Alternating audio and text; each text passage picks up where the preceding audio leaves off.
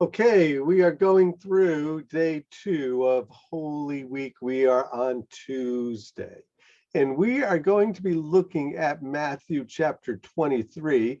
Again, what's been going on with Jesus and his disciples is they've been staying outside of the city of Jerusalem, and they're coming in and out of the city every single day. And now it's Tuesday, and this is a big teaching day for Jesus. He's going to be teaching all over the place. He'll be teaching all over the city.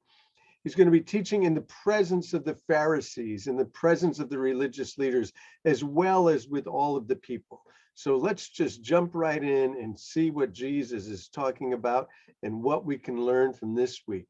So come back here every day until Easter, and we'll cover the last week of the life and ministry of Jesus. So here we are today, looking at the teaching of Jesus, and on Tuesday. On Wednesday, we'll see the plot against Jesus and the Last Supper. On Thursday, we'll look at the crucifixion, and then we'll go all the way to the resurrection on Easter. Be there, Ocean Beach, for Uncasville anyway.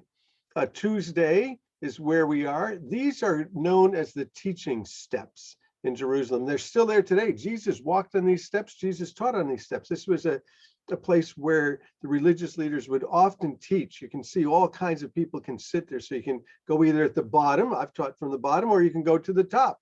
But if you're at the bottom, then you can teach to everybody. It's like a theater. It's amazing.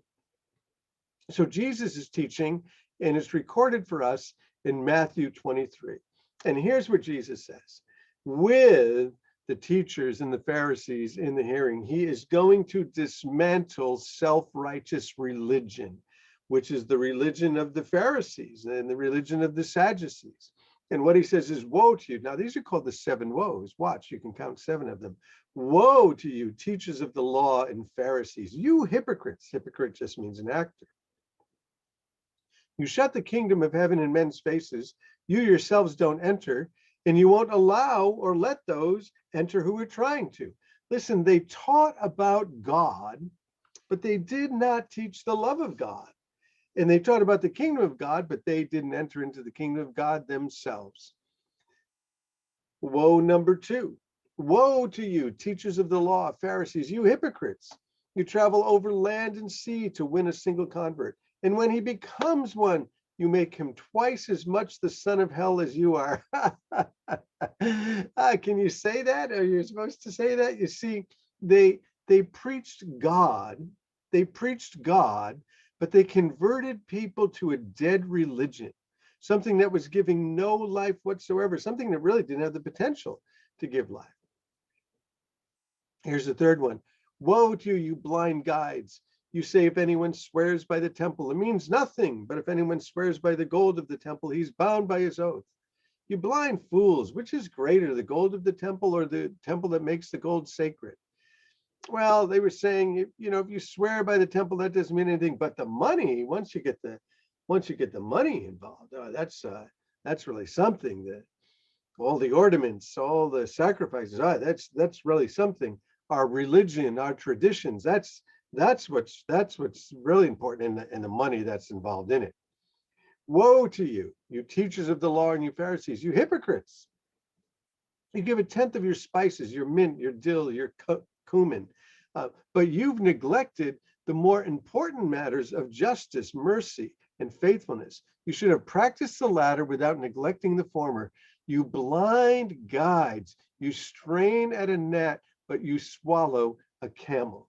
You see, they taught the law, but they didn't practice it. And they teach the most minutiae of it. They would take their spices and they would count them out. 1, 2, 3, 4, 5, 6, 7, 8, 9 for me, 1 for God. Tithing. Tithe means 10th. 1, 2, 3, 4, 5, 6, 7, 8, 9 for me, 1 for God. 10th. And they were involved in all of the minutiae of what they were doing, but they forgot the big things. They forgot about justice. They forgot about mercy. They forgot about faithfulness. They obeyed in the small things, but they really couldn't be trusted in the big things. You strain at a gnat. Well, what does that mean? But swallow a camel. Well, they didn't want to be around the Gentiles, so they would have these things where they would strain out gnats on their food, because a gnat could have been at a Gentile's house, you see, and been on his bowl, and then come over to your house, and you want to get rid of that gnat because he might have been in a Gentile's house. Just unbelievable. Jesus said, you guys are such hypocrites.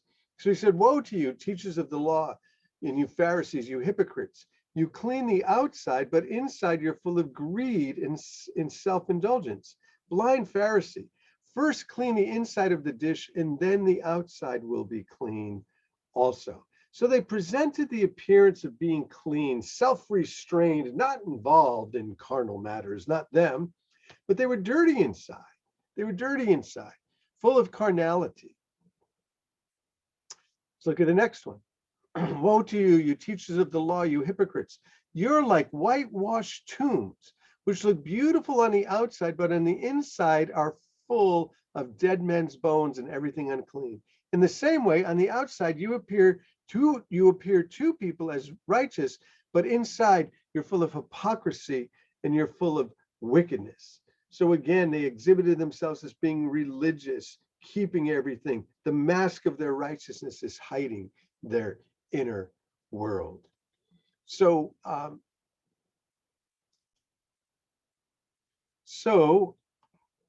think I have a picture here for you. There it is. There's a whitewashed tomb. They'd wash them on the outside so it looks all good on the outside, but what happens on the inside? Dead men's bones are in there. And so they exhibited themselves as being so righteous, so religious, but beautiful on the outside, dead man's bones on the inside. So next one is here. Woe to you, you teachers of the law, you Pharisees, you hypocrites. You build tombs for the prophets and you decorate the graves of the righteous. And you say, if we had lived in the days of our forefathers, we wouldn't have been part of them, shedding the blood of the prophets. And so you testify against yourself that you're the descendants of those who murdered the prophets. You say they profess this high regard for the prophets of old. Oh, we love those guys. We loved King David. We loved the prophets. And he said, you yourselves, you're claiming that you're the descendants of those who killed the prophets, that you yourselves are persecutors, you yourselves are murderers, but you hide it, and they're going to murder Jesus. They're going to be involved. Actually, it's God who sends Jesus to the cross, but they're the ones who participate in it. He says, fill up then the measure of the sin of your forefathers. You snakes, you brood of vipers, how are you going to escape? Therefore, he says, I'm sending you prophets and teachers, and some of them you'll kill and crucify, and others you'll flog in the synagogues as you pursue them from town to town. Well, that's what the Apostle Paul ended up doing. But here's the heart of Jesus. Here's the heart of Jesus. Oh, Jerusalem, Jerusalem, you who kill the prophets and stone those sent to you, how often I long to gather your children together, as a hen does her chicks under her wings, but you aren't willing. Well, it's interesting that Jesus likens himself to a mother hen. Jesus, certainly Lord, but he wants to mother us as well and protect us and bring us under his wing. He said, look, your house is left desolate. For I tell you, you will not see me again until you say, blessed is he who comes in the name of the Lord. So what are the lessons here? The lessons here are that self-righteous religion, Jesus has nothing to do with it. Jesus has nothing to do with it. So what did we see Sunday? The triumphal entry. Monday, Jesus cleanses the temple. Tuesday, today, what we're looking at, he comes into Jerusalem and he's teaching all day long and gives this teaching in front of the religious leaders, talking about them. Whoa, you can imagine what's going to happen because of that. So bless you. We'll see you on Wednesday. Blessings, blessings, blessings.